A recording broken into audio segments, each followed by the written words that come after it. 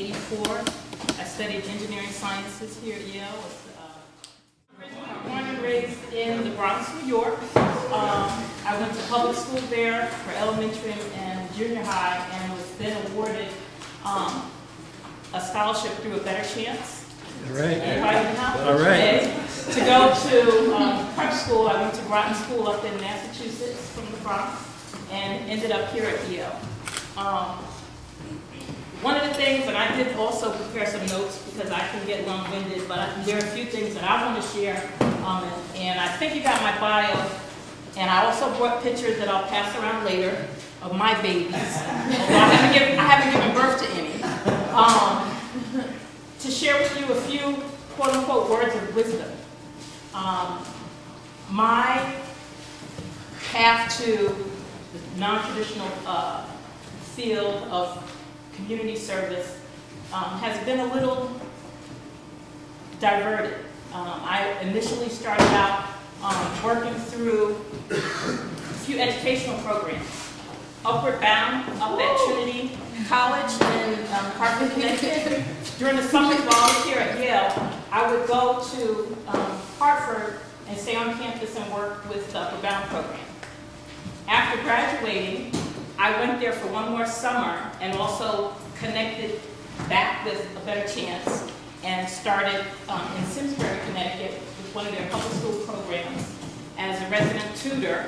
And quite quickly, I became both the resident tutor and the resident director all at the same time. And that's a whole long story. We're going to have to get into it. But that was my way of planting my roots in Connecticut as opposed to going back to New York. And I began work for a Fortune 500 company, the Stanley Works, Stanley Tools, if you're familiar with that. I use my engineering in a variety of different ways. Engineers are problem solvers. I was part of a management training program, and I started out with the wastewater treatment. They chrome plate the little tape rules, and our challenge was to make sure that the water going out into the community was cleaner than the water that came in to treat the tools. So that was my first assignment, labor reporting and accounting. And I ended up in the tools division where I worked through as a marketing analyst. I helped create some of the first electronic data interchange for the company with Home Depot. I learned the proprietary systems for Kmart and Walmart and actually saved a couple of those accounts because the national sales reps were not using the computer systems that they were failing to get point of sale data and manufacturing data. So I was critical in that, and with that was asked to train the staff on how to use these very powerful tools. Part of the lessons learned there was cross-functional team training. One of the things I also did while I was here at Yale, and one of the things that defining moments was I was a member of the basketball team for all 4 years. But before that, as a freshman, I started out on the soccer team. I walked onto both teams. I was in goal, actually as soccer. And one of the lessons learned there was time management and cost-benefit analysis. Time management. I had no idea when I decided to do soccer that the seasons would overlap for a few weeks. And so I would take the bus out to the Yale Bowl, and in the ending season, we had made the playoffs. So we still had games going on, and I was actually taking the bus back to the Payne Whitney and going to try out. Now remember, I was a walk-on. They didn't know anything about me. There were 3 days of tryouts. I actually missed one of the 3 days because we had a playoff game. I made the team, and I played for all 4 years. But I gave up after that year the soccer. I had to choose. So the cost-benefit analysis, go with what you love, or go with I walked on and started, I should say, in soccer. All right. In goal. And so, but I had to give that up because I wanted to graduate. So doing that every year during midterms was not a good formula for success. So time management and choosing was a lesson learned there. In terms of the nonprofit arena, the first thing I would tell you in anything you choose to do is to first discover your passion. Don't wait to begin, you can act now. I was a member, or one of the students that mentored and tutored the students here in New Haven, okay? I think we did it on Saturdays. I can't even remember all the details, it was so long ago. But you have an opportunity to figure out what drives you. What would you do in life even if you didn't get paid for it? A lot of things you can do outside of your career that can impact not only your lives, but the lives of the community around you. Think beyond yourself, okay? Community service has always been a part of my life. It's been instilled in me. Growing up, my mom was the Girl Scout leader. I was in Girl Scouts from Brownies all the way up to seniors. You know, the whole thing, you did your community service. Same thing, my high school, that was a point of emphasis. And when I came here to Yale, I made sure that I continued that. And in my life, as a person working in corporate America, I was looking for something beyond myself. So I actually found that through interaction with my church. Before I joined the church, I evaluated what were they doing for the community. That was the biggest, actually, deciding factor for whether I would join or not. I attended the church for a year before joining, because it wasn't about what happened in the pews on Sunday, but what did they do for the community between Monday and Saturday. And I found a church home in Hartford called Phillips Metropolitan Senior Church. I'm currently an officer of that church. I also was named vice president of our nonprofit entity called North Star Center for Human Development. And through that, I actually just stepped down. So I was vice president for about 11 years. And during the course of that time, I was able to secure funding, actually write a grant and secure funding for development of elderly housing for low-income elderly that are on fixed incomes, okay? In Hartford. I have pictures of that. That's one of my babies, okay? With that, I also had the opportunity to use some of my engineering background and write grants. That was through the federal funding through HUD, which is the Housing and Urban Development. We got funding through the state, through its Department of Economic and Community Development. We got funding from the city, and actually did something that was unheard of. We had them partition a portion of Keeney Park in order for us to have enough land to build the elderly housing, and that's like unheard of, to actually partition a park. But it was on the outskirts, and it was land that wasn't being used for recreation or otherwise, or open space, so we were able to do that. And we got funds from the city. Neighborhood block zoning change so that all the vendors and stores and churches would be in compliance, because they were actually operating out of variance. And because we wanted to do building there, rather than just change it for us, again, thinking outside of self, we actually changed it so that everyone would be compliant. I never thought I would do development, but that led to also building of a new church facility. I'm a financial officer of the church, so we actually raised money through our congregation, but also had to secure mortgages for the property. And that was done, and I have pictures of that. One of the key things that allowed me, after leaving Stanleyburg, I worked there for about 10 years, and after that, I became an independent consultant. I got a jump start in that because it was a downturn in the economy back in the day, and they offered us a severance package, and I used that package to start my own business. And I took all of those skill sets that I had used to do work on my own, working with small businesses and nonprofit organizations with productivity improvements, looking at how they were doing their business, total quality management. Those are the things that I was doing for the corporation, so I ended up doing that for myself. In the meantime, in my spare time, I did all of those building projects and community service efforts. So what I want to leave with you is to not have anyone, including yourself, put you in a box, because only you can provide the limit for yourself. You can do whatever it is you want to do if you find your passion and then go for it. But you have to have perseverance, because as I learned, nothing is easy. Nothing is easy, and you have to stick to it. The other thing is through sports. I have continued with basketball. I'm currently a referee. So I hung up my high tops and picked up a whistle, and I refereed girls and boys high school games, women's college games, men and women's pro-am, semi-pro ball, and I use that as my outlet.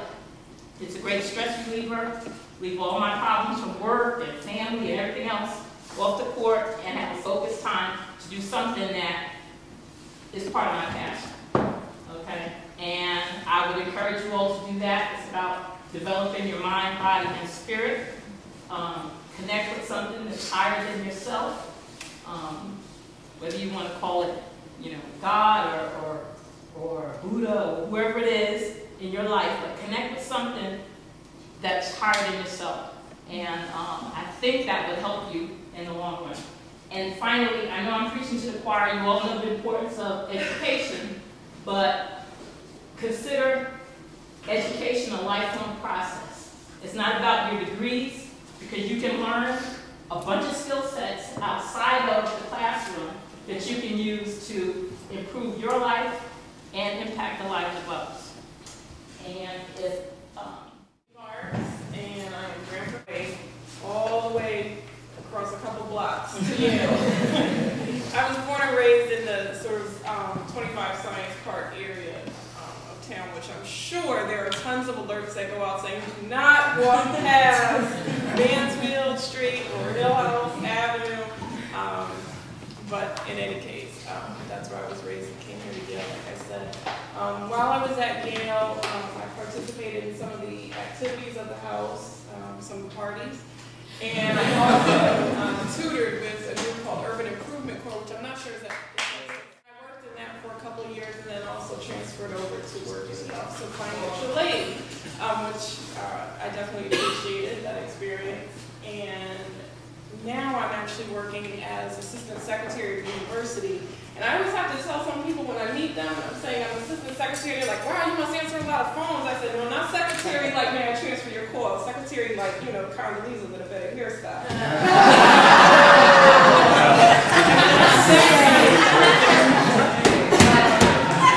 So I do work for Linda Lorimer, whose name I'm sure some of you have heard of. That guy, Richard Levin, who I think some of you have heard of, doing some special projects. I'm liaison for the Board of Trustees for the Yale University, the Yale Corporation. And I also oversee the diploma process, which I'm sure some of you can appreciate. So there's no diploma that goes out from this office, at least in the past 4 years since I've overseen the process, that I haven't touched in some way. As far as the defining moment at Yale, I'm not sure if this would really be considered a defining moment, but when I came here, being from New Haven, despite the fact that I went to private school, I was always Mindy. I never really changed. I was a, comedian. I always had a joke for everyone. I was just sort of myself all the time, 24/7, and wherever I went, I was always myself. And either you liked me or you didn't like me, and if you didn't like me, that was fine. I'd still speak to you the same way. Once I got to Yale, I realized that there was so much of a broader world and range of African Americans than I was familiar with. In my mind, people from Brooklyn and the Bronx, not stereotyping, but being from New Haven, I just knew rappers that came out of Brooklyn and the Bronx. I'm somewhat narrow-minded in that, and when I met people who, went to prep schools or, did, summer internships for, Anderson Consulting or something like that. It just sort of broadened my mind to the different opportunities that African Americans can take advantage of, not just, be in, a volunteer, at the youth center, which there's absolutely nothing wrong with that. But what I'm saying is I just didn't realize what we could do, what we were expanded to. I was the first one. I was raised in a single parent family, and I was the first one to go to a college, and an Ivy League college was sort of looked at as that much greater, eventually my church. But, so that was one of the things I just sort of got opened up to, was the fact that there were just so many different types of African Americans, which sort of less Yale, or because you come from Yale. I started out as an electrical engineering major because I love math, I love science, I love physics. And I came here and I was the one of two African Americans in the entire engineering program, and I was the only African American female. There was just one other African American male who was in mechanical.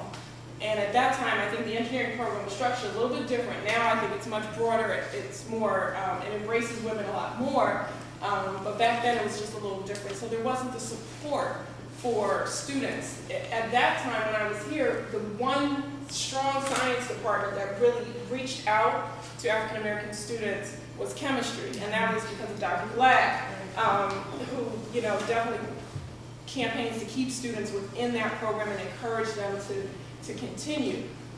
So I dropped out of that program, or melted as the term is internally with the administration, into psychology and teacher preparation, which I would have never seen myself in because I just knew, Mindy is math and science all day.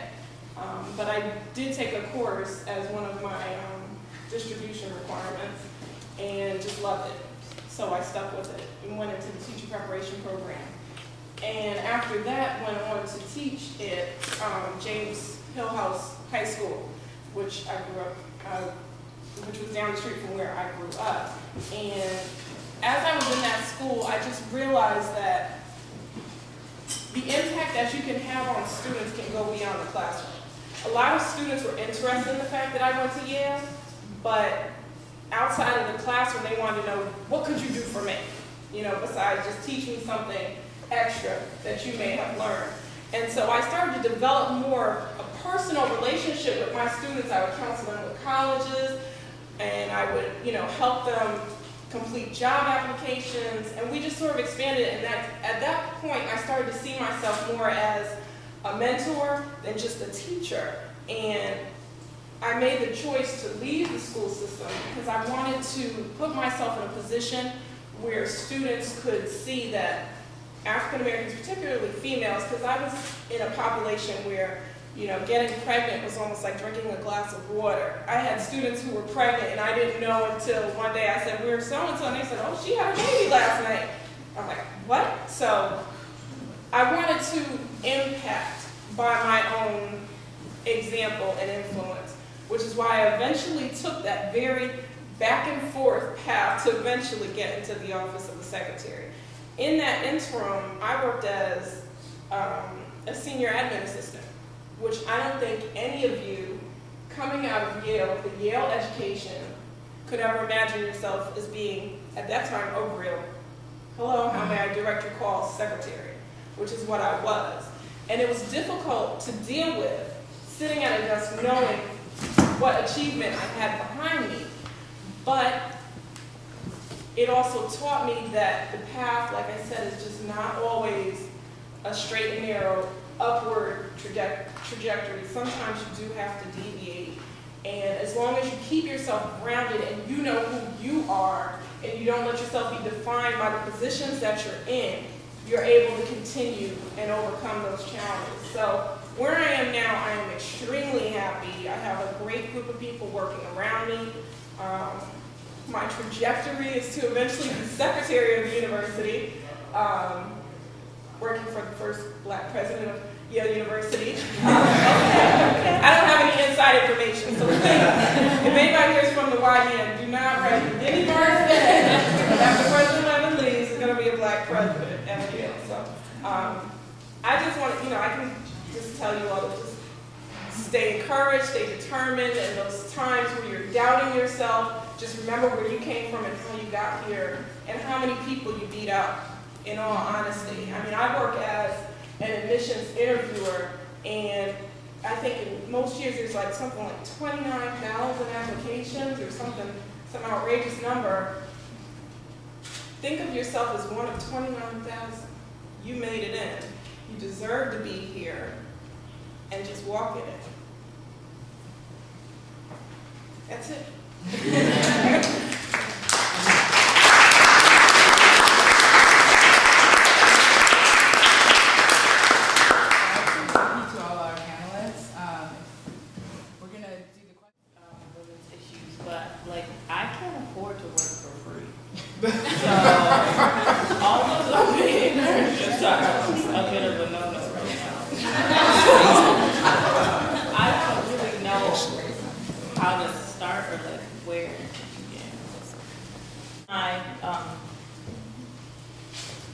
I didn't really go too much into detail about the nonprofit that I'm actually working for now. I hung up my independent consulting banner in October and actually started working for an organization called Urban Alliance.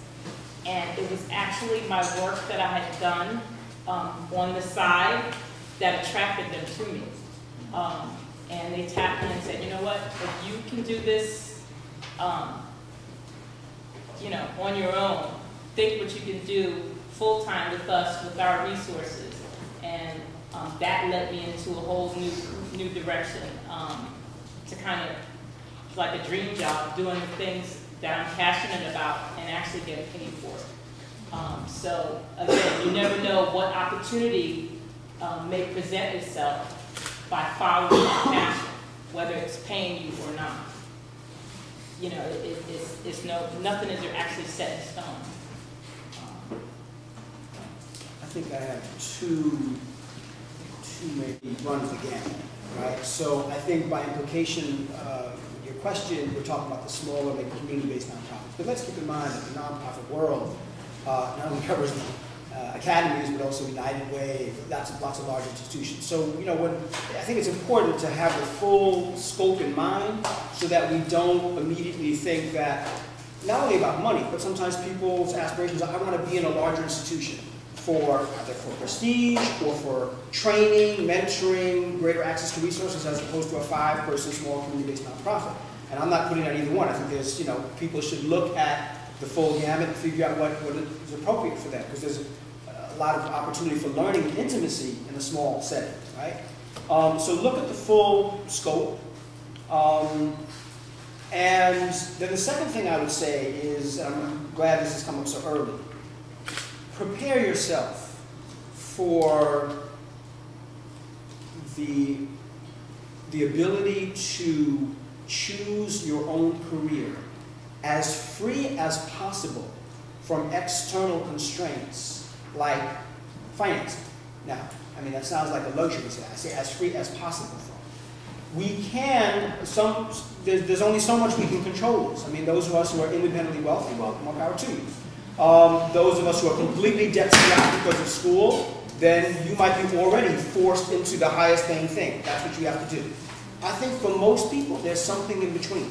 You got some debt, you certainly got to be concerned about money, but it doesn't necessarily have to completely guide you if you not only look at what exists in terms of your school debt or whatever, which you can't control to some degree, but if you look at beyond that, what choices you make, like whether or not you have credit cards, whether or not you're using credit cards, whether or not you are, spending beyond what you really need to do both now, and what happens when you get your first job? Do you go out and get that new ride? Like a lot of my friends, well, not necessarily my friends, but acquaintances, who have done at their first job, they're going and getting a new ride. Now, I've lived in North Carolina for a number of years, doing a lot of my community development work, and you have to have a car in North Carolina. You don't necessarily have to have a new ride.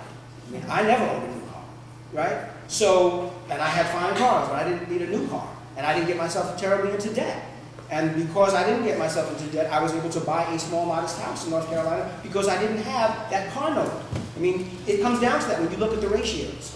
So those things will very much affect, beyond what you can't control in terms of school debt, Although also, even with that, if you take certain positions which might enable loan forgiveness, right, particularly in public interest law, there are some things which will allow loan forgiveness, not just deferment, but forgiveness.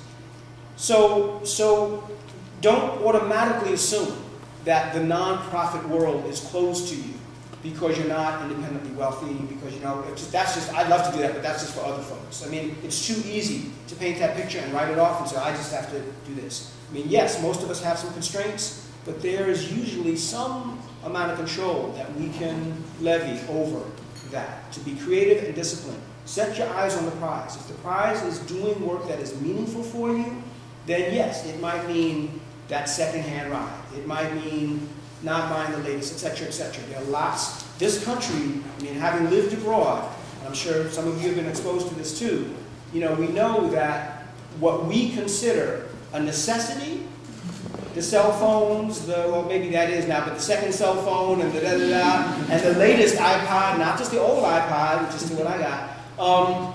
You know, it's amazing what we consider a necessity. When you start adding those things up, when you really look at your budget and you really understand what needs are and what wants are, and you make that distinction, how much many of us can really do with less, and how much of a difference on a monthly basis that will make in terms of your career choices. Can I respond just to this question? Because first of all, if you haven't had it drilled into your head yet, networking. Out of the 8, that was my internship with the Department of Small Business Services in grad school, and even then, I had a classmate that worked there. So my first job, I met the person who hired me when we were out at drinks. So my second job, I went to an open house. The executive director was a Yale. He liked me. They needed help, you know. So, and also from being on the inside of nonprofits, I know how it works, that it makes a difference if you know someone. So one of the things, even though after I left Yale, I was a little bit, I had some trauma I was working through, having been off financial aid here and the stresses of that, and some of the race issues I dealt with. But after a couple of years, I realized what a blessing and what privilege I had, because I had access to the Yale network. And I feel like Yale, compared to other schools, has such a strong alumni network. So I know there's the Yale Career Net, apparently, which I should update my profile on, but that would be the way to do it. Like any and all things where alumni are here, you want to be there, you want to talk to them, you want to follow up, and you can also do informational interviews. So that's just sitting with someone. What do you do? How did you do it? And just making that personal connection. When something comes up, they're going to think of you. So it's not easy, it's not straightforward, but networking is key. And then I would just say, picking up on what Nidhi said about diversity within nonprofits, different positions pay differently too. I'm a fundraiser. Fundraisers are very much in demand. We tend to have a higher pay scale than other positions within nonprofits. So definitely, you know, explore the whole range of work that's available. There's something else called Got a Mentor, and so those are online resources that we have available, and often there are people on there that aren't just like doctors and lawyers and iBankers. I don't think iBankers have time to be messing with the internet.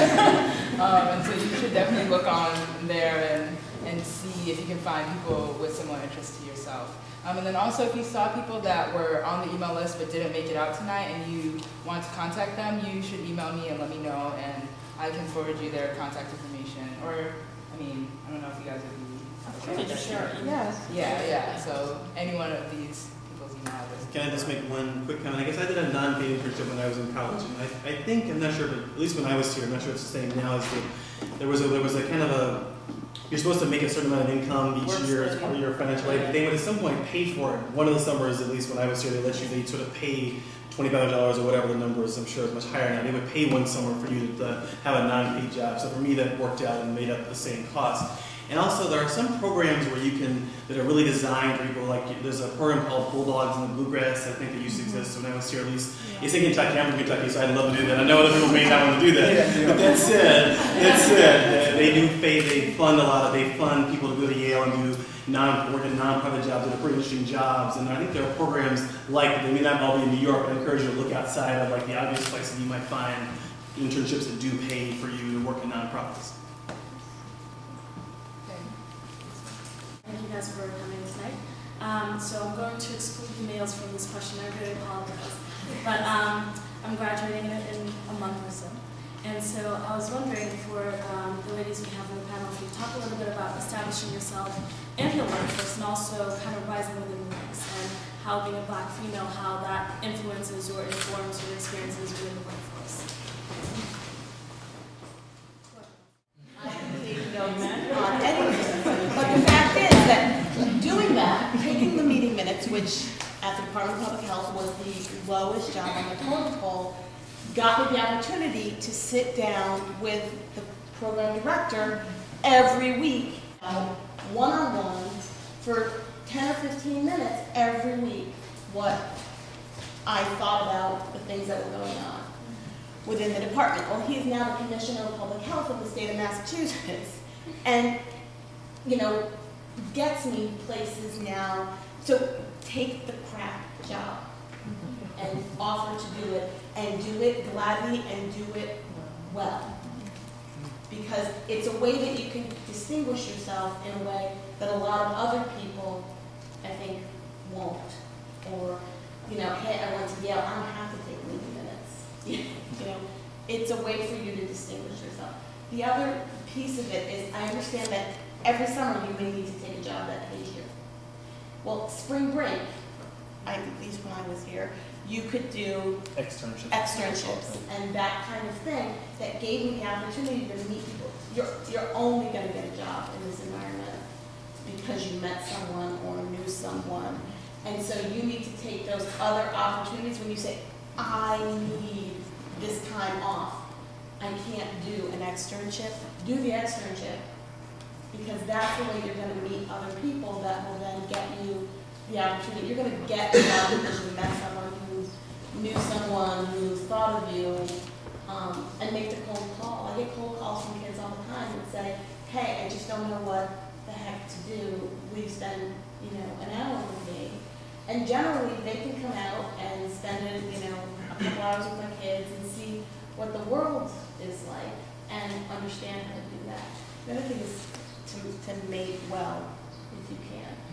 I'm able to do a lot of work because I have a husband who has an MBA. You know, and, you know, I know that sounds like a horrible thing, but it's true.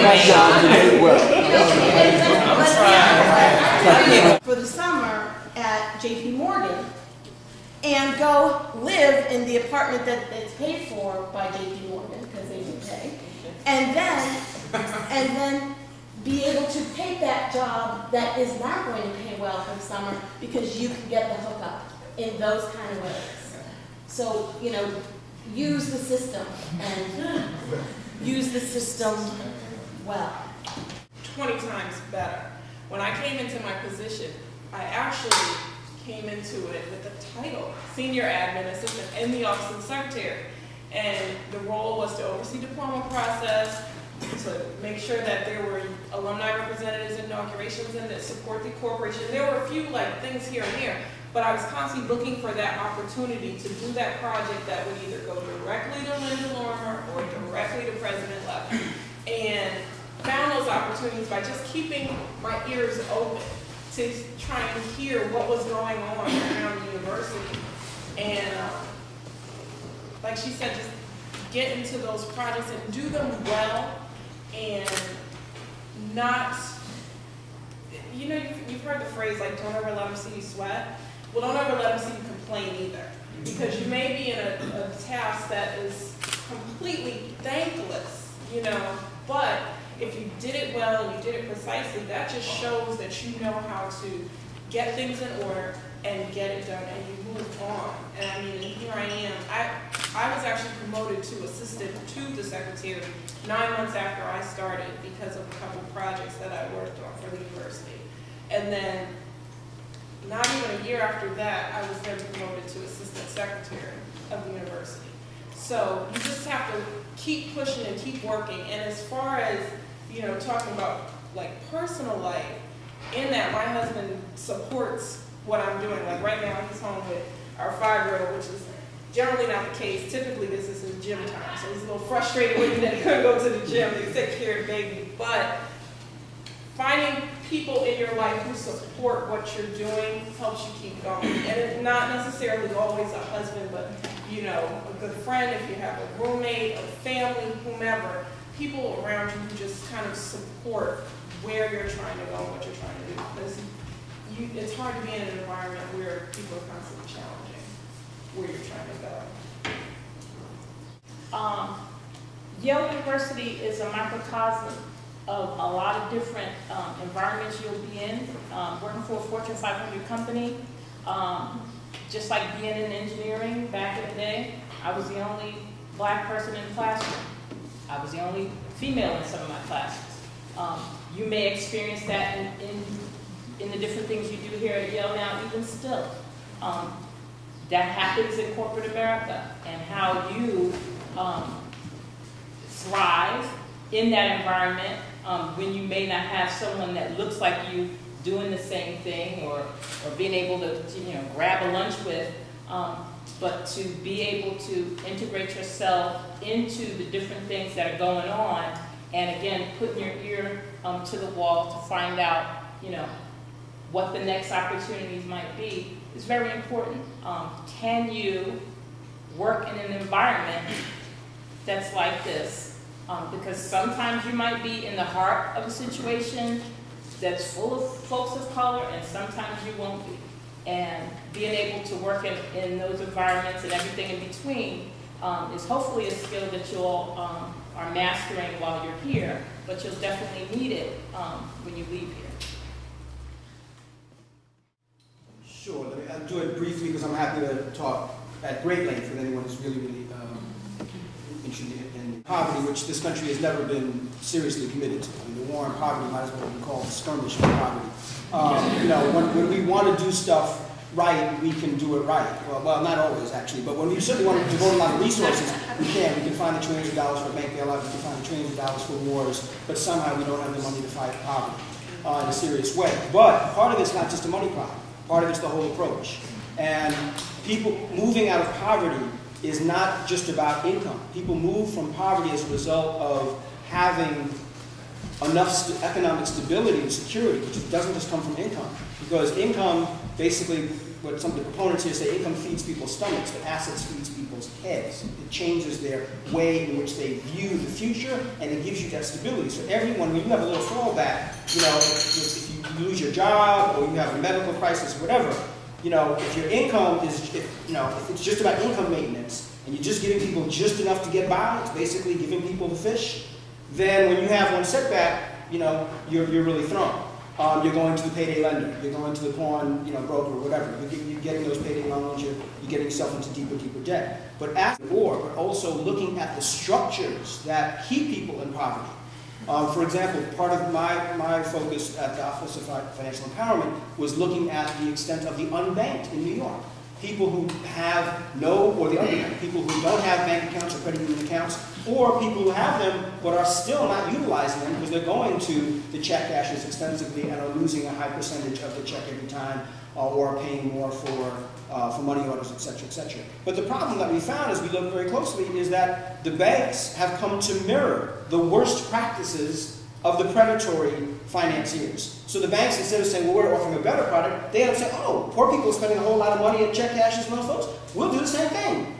So basically people found that they were not trusting banks, that the unpredictability of banks, they'd rather go to a check casher and know what they're paying up front, even if they're paying more, than run the risk of an NSF charge, not sufficient funds charge, that they might understand, or some other bank fees. And when we did surveys, we found that people say, I just don't trust banks. It's unpredictable, at least I know what's happening with the check cash. So there's an anthropological and sociological element to understand how low-income communities work, the convenience factor that, prior to Chase booming all around the place with their ATMs at $3 or $3.50 ATM charge, if you're not a client there.